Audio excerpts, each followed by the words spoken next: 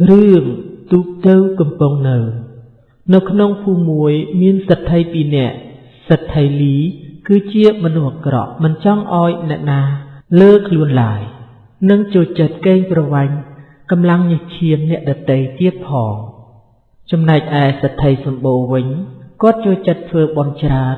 និងចេះជួយយកអាសាគេអ្នកណាក៏ស្រឡាញ់ចូលចិត្តគាត់ដែរ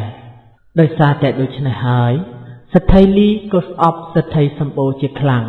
ក៏មានចិត្តយាយីសេដ្ឋីសម្បូរទៀតផងជុំមិនទៅហើយអ្នកទាំងអស់គ្នាឆ្លងឆ្នាំកាលពីម្សិលមិញនេះអ្នកទាំងអស់គ្នាសប្បាយខ្លាំងណាស់មែនទេសប្បាយខ្លាំងណាស់លោកសេដ្ឋីអើយខ្ញុំនេះរមឡើងតុនជង្គង់ទៅហើយឲ្យសប្បាយយ៉ាងម៉េចបើឆ្នាំណាក៏កាន់តែដបស្រាមិនដឹងជាឆ្នាំណាបានកាន់ដៃមនុស្សជាទីស្រឡាញ់នឹងគេទេបើអញ្ចឹងណាខ្ញុំមិនប្រកាសជាស្រវឹងហើយអញ្ចឹងនោះ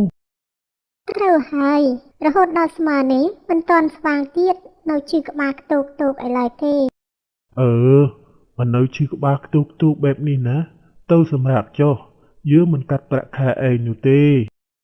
ចឹងខ្ញុំអរគុណលោកសេដ្ឋីហើយថ្ងៃនេះខ្ញុំបានសម្រាកមួយថ្ងៃហើយ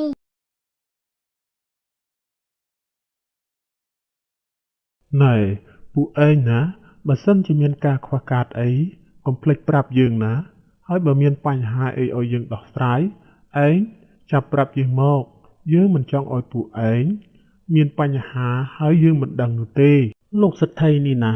ពិតជាចិត្តល្អមែនខ្ញុំបម្រើលោកសេដ្ឋីនេះពិតជាមិនខកបំណងទេត្រូវហើយខ្ញុំគ្មានអ្វីខ្វះខាតទៀតទេលោកសេដ្ឋីនេះណាផ្ដល់ទាំងភាពកក់ក្ដៅផ្ដល់ទាំងការងារហើយមានសុជីវធម៌ហើយចេះដឹងនៅទុក្ខធរៈកូនចៅទៀតលោកសេដ្ឋីពិតជាមនុស្សល្អខ្លាំងណាស់មិនងាយរកបានទេ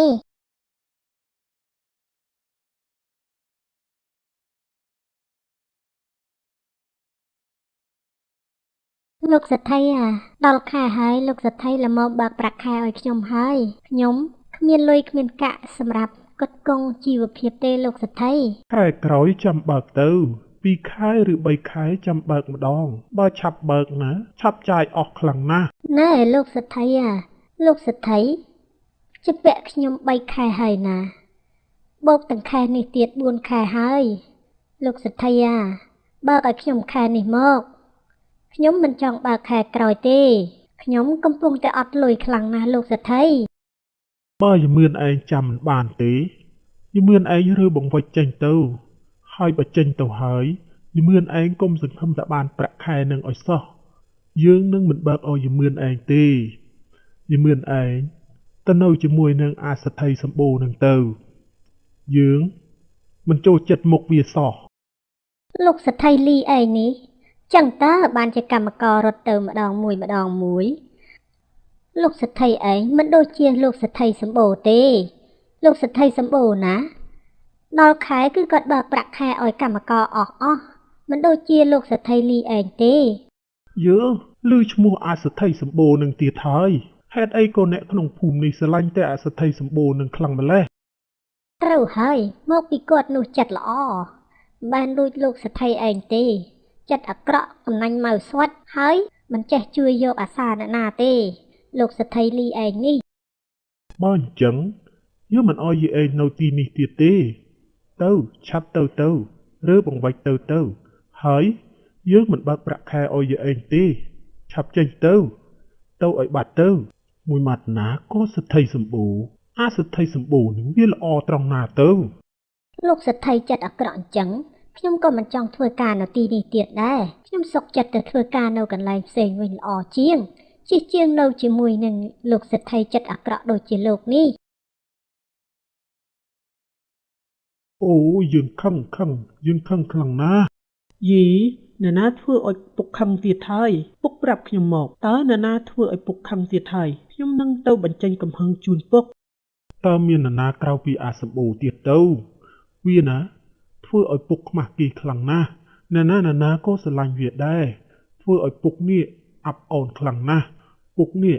ចង់តែធ្វើឲ្យវាដឹងខ្លួនម្ដងទេគឺលោកសេដ្ឋីសម្បូរមែនទេហេតុអីក៏ពុកអោយគេនៅទីនេះទៀតនំមួយមិនអាចមានខ្លាពីរបានទេណាពុកចឹង ហេតុអីក៏ពុកមិនព្រមធ្វើអ្វីមួយទៅ ពុកកំពុងតែរកវិធីនឹងហើយពុកចង់កំចាត់វាចេញតែមិនដឹងจะធ្វើយ៉ាងណានោះទេពុកពិតជាខឹងវាខ្លាំងណាស់ណាកូន គាត់គឺជាដៃគូរកស៊ីគួតប្រជែងជាមួយពុកទៀតពេលនេះពុកគួរតែបំផ្លាញគាត់ទៅ តើបំផ្លាញយ៉ាងម៉េចទៅកូនបើពុករកវិធីសាស្ត្រមិនឃើញសោះកូនជួយប្រាប់ពុកបន្តិចទៅមើលណាកូន មិនពិបាកទេពុកគ្រាន់តែទម្លាក់តម្លៃស្រូវអង្កររបស់ពុកឲ្យទាបជាងសិទ្ធិសម្បូរទៅនៅពេលនោះសិទ្ធិសម្បូរនឹងរកទីផ្សារលែងបានហើយនៅពេលនោះសិទ្ធិសម្បូរនឹងគ្មានប្រាក់បើកឲ្យកម្មករទេពុក វិធីសាស្ត្រនេះពិតជាល្អណាស់កូនចាំមើលពុកនឹងធ្វើឲ្យវាដឹងខ្លួនម្ដងកុំឲ្យវាក្រអឺតក្រទមដាក់អ្នកស្រុកអ្នកភូមិធ្វើឯងធ្វើអំពើល្អអីដាក់អ្នកស្រុកអ្នកភូមិទៀតតែប៉ុណ្ណេះវានឹងលែងមានលុយកាក់ជួលខ្ញុំបំរើហើយ